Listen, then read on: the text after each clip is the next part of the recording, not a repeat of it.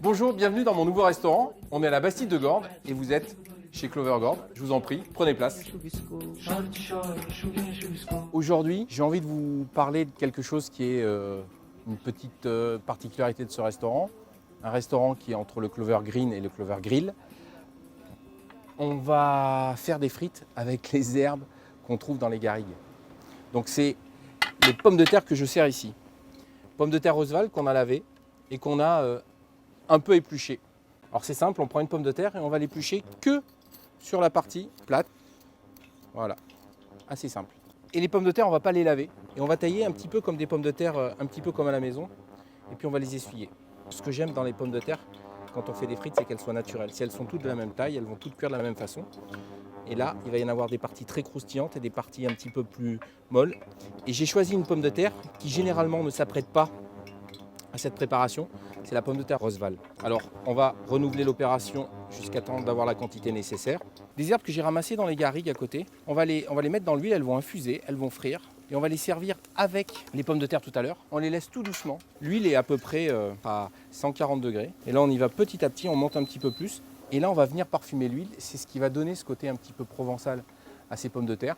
C'est des pommes de terre que j'ai voulu pour ce restaurant-là, qui est un restaurant à vocation assez gourmande. Et je voulais faire des frites qui étaient différentes de celles que je faisais à Paris. Là, c'est une pomme de terre Oswald. Elles vont être à la fois un peu sucrées, mais avec un goût de dingue.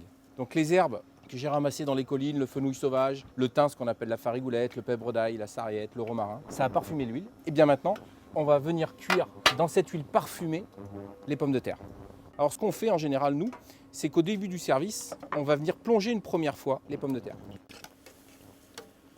Les pommes de terre, là, elles se sont légèrement entendries. Et ça, on peut le faire quelques heures à l'avance. Nous, on fait ça au tout début du service et on les laisse comme ça. Ce qu'il faut faire attention, de ne pas trop les empiler pour que les frites sèchent légèrement. Qu'est-ce qui va faire que la pomme de terre va être croustillante? C'est que la frite aura légèrement séché. Donc on va les laisser comme ça, on va les laisser refroidir. On s'aperçoit qu'elles sont devenues un peu molles, mais là, elles sont cuites. On les laisse refroidir. Une fois qu'elles sont froides, on va les replonger à nouveau.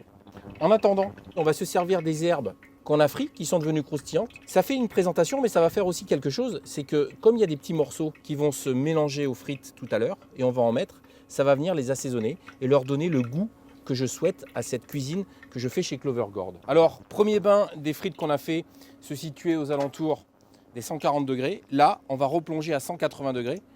On le voit tout de suite, la frite, elle remonte, les petites bulles se forment. Si on n'a pas de thermomètre, c'est la façon de voir la température. Attention de ne pas se brûler, c'est toujours délicat ces moments.